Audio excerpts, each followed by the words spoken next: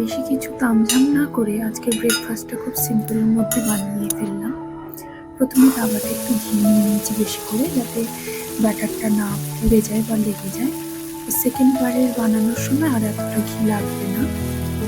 যেহেতু এখনো ঠান্ডা ঠান্ডা আছে, তাই একটু পিঠের মতো বানিয়ে ফেলছি।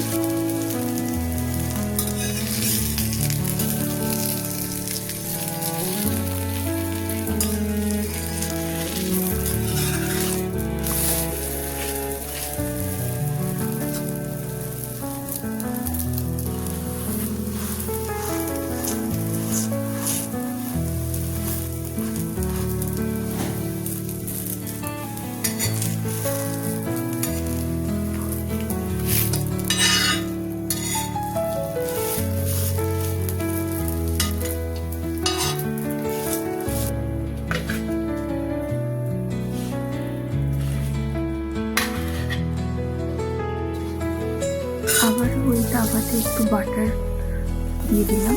আমি একটু চিজ বান বানাবো, তাই বানটাকে দু টুকরো ভাবে কেটে দু পিঠ ভালো করে ভেজে নিচ্ছি।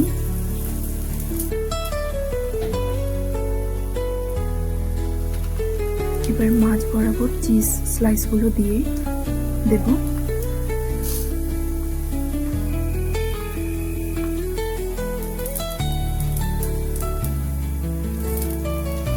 এবারে একটা বাটি দিয়ে ঢাকিয়ে রেখে দিচ্ছি। গ্যাস কিন্তু বন্ধ করে দিয়েছি, গরমে চিজটা মেল্ট হয়ে যাবে।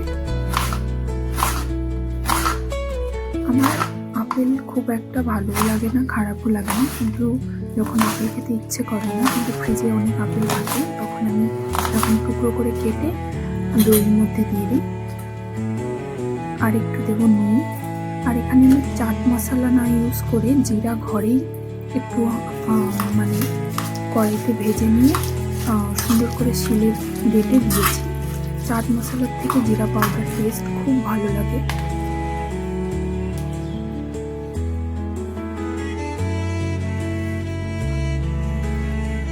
এই চিজও খুব সুন্দর মেল্ট হয়ে গেছে। আপনারাও এরকম বাড়িতে খান, সুস্থ থাকুন। আজকের জন্য বাই বাই।